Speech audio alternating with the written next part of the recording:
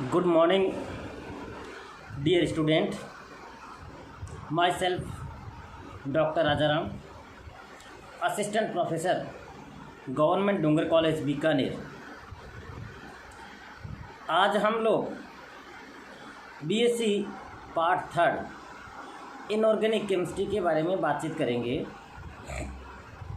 महाराजा गंगा सिंह विश्वविद्यालय के पाठ्यक्रम के अनुसार BSc part third inorganic chemistry में 5 यूनिट्स आपके पाठ्यक्रम में रखी गई है। इन 5 यूनिट्स में अलग अलग चैप्टर्स रखे गए हैं, जिसमें से फर्स्ट यूनिट के अंदर जो चैप्टर रखा गया है उस चैप्टर का नाम है metal ligand bonding in transition metal complexes. तो आज हम लोग इसी चैप्टर के बारे में बातचीत करेंगे। जैसा कि चैप्टर के नाम से हमें पता चल रहा है कि मेटल लिगेंड बॉन्डिंग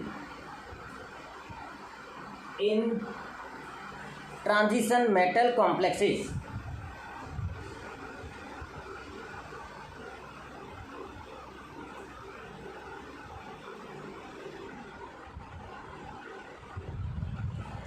इस चैप्टर में कई चीज ऐसे हैं, कुछ वर्ड्स हैं जिनके बारे में आपको पता होना चाहिए।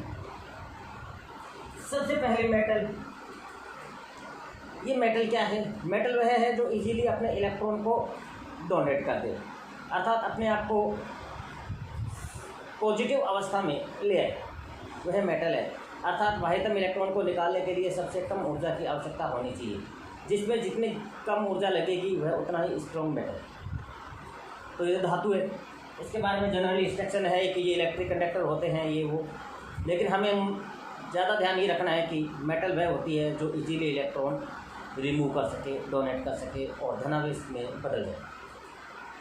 बाद का वर्ड है लिगेंड। ये आप लोगों ने प्रीवियस की क्लास बीएससी पार्ट सेकंड में भी पढ़ा है। आप लोगों ने कोऑर्डिनेशन केमिस्ट्री पढ़ा है। तो कोऑर्डिनेशन केमिस्ट्री स्टार्ट लिगेंड से होती है, जैसे मेटल लिगेंड बॉन्डिंग भी बताई जाती है। तो लिगेंड उसमें भी आपने पढ़ा है, फिर भी मैं आपको जनरल इंस्ट्रक्शन इसमें दे देता हूँ। लिगेंड का मतलब क्या होता है? लिगेंड का मतलब होता है कि इलेक्ट्रॉन डोनर, अर्थात ये इलेक्ट्रॉन देने वाले होते हैं। लिगेंड इलेक्ट्रॉन डोनर हो सकते हैं, मेटल के साथ ये बॉन्ड बना, और जब ये इलेक्ट्रॉन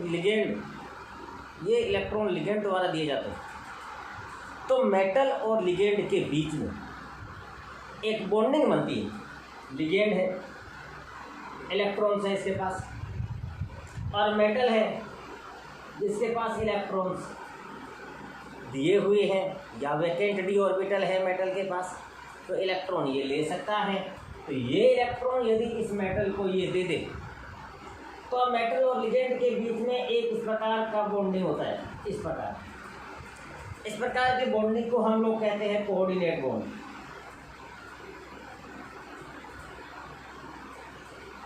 या डेटिव बॉन्ड भी कह सकते हैं। लिगेंड से मेटल की ओर ये इलेक्ट्रॉन डोनर, ये डोनर है, ये एक्सेप्टर है।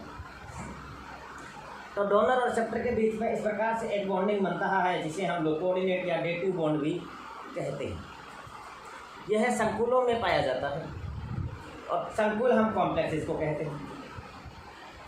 तो लिगेंड की बात हो गई, मेटल की बात हो गई। अब हम बात करें बॉन्डिंग की, तो बॉन्डिंग की भी बात हो गई। अब देखिए ट्रांजिशन मेटल, इसके बारे में हम लोग आवर्त सारणी में भी देख चुके हैं। S block, P block, D block और एफ ब्लॉक। जो डी ब्लॉक होता है आवर्त सारणी में, जो पी और एस के बीच में होता है, वो सभी ट्रांजिशन मेटल है।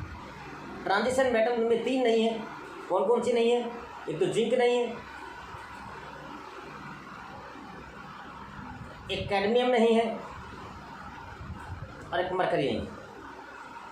जिंक, कैडमियम और मरकरी, इन तीन को छोड़ करके सारे डी ब्लॉक के जो भी मेटल्स हैं वो सारे के सारे ट्रांजिशन मेटल है। क्या है? Transition metal. ये ट्रांजिशन मेटल होती क्या है? जिनमें डी इलेक्ट्रॉन पार्शियली भरा जाए, डी ऑर्बिटल पार्शियली फिल्ड, मतलब डी ऑर्बिटल है वो उनका पूरा भरा हुआ नहीं होना चाहिए, और इन तीनों का डी ऑर्बिटल है वो पूरा भरा हुआ होता है, D10 D10 D10 सब में पूरा भरा हुआ है, इसलिए ये ट्रांजिशन मेटल नहीं है। इनमें डी है वो 1 से लेके 9 तक होता है, अर्थात डी है इसमें पार्शियली फील्ड होता है, पूरा फील्ड नहीं होता है। पूरा फील्ड नहीं होता तो लिगेंड इसको इलेक्ट्रॉन दे सकता है। इस प्रकार से लिगेंड और मेटल के बीच में बॉन्डिंग हो सकती है। इस प्रकार बॉन्डिंग को हम लोग कोऑर्डिनेट बॉन्ड कहते हैं। और ये जो मेटल है जिसमें डी ऑर्बिटल पार्शियली फील्डेड होता है, ये ट्रांजिशन मेटल होते हैं, और ये जब दोनों मिलकर के एल और एम बनाते हैं, इस प्रकार को हम कहते हैं कॉम्प्लेक्स संकुल कहते हैं। तो अब हम इसके इंट्रोडक्शन के बारे में थोड़ा सा डिस्कशन कर लेते हैं। उपसंयोजक यौगिकों के बंधन समझने के लिए तथा उनके गुणों का अनुमान व तर्कसंगत व्याख्या करने के लिए सिद्धांतों को सूचीबद्ध किया गया है, जिनकी तर्कसंगत व्याख्या को दृष्टि काफ़ी प्रयास किए गए। इस संबंध में कई आरंभिक प्रयास असफल रहे, क्योंकि संकुल यौगिक में बंधन की व्याख्या संयोजकता की धारणा पर आधारित थी। सबसे पहले हम लोगों ने संयोजकता बंध सिद्धांत के बारे में ही बात करी थी केमिस्ट्री में। इस दिशा में प्रथम सफल प्रयास वर्नर द्वारा किया गया था, लेकिन संयोजकता के इलेक्ट्रॉन के सिद्धांतों के विकास के पश्चात बॉन्डिंग को समझना आसान हो गया। कोऑर्डिनेशन बॉन्ड की कॉन्सेप्ट की क्वांटम मैकेनिकली व्याख्या दिए जाने के बाद इस दिशा में प्रथम सफलता संयोजकता बंध सिद्धांत के रूप में मिली, वीबीटी के रूप में, जिसे विश्व भर के अंदर 1930 दशक में उसके पश्चात आने वाले व्यापक रूप से स्वीकार किया गया। 1950-60 के दशकों में CFT तथा उसके संशोधित रूप लिगेंड फील्ड सिद्धांत के संयोजकता सिद्धांत की जगह ले ली तथा काफ़ी समय तक प्रमुखता में रही। अब मुख्यतः अणुकक्षक सिद्धांत MOT मोलिकुलर ऑर्बिटल थ्योरी का उपयोग किया जाता है।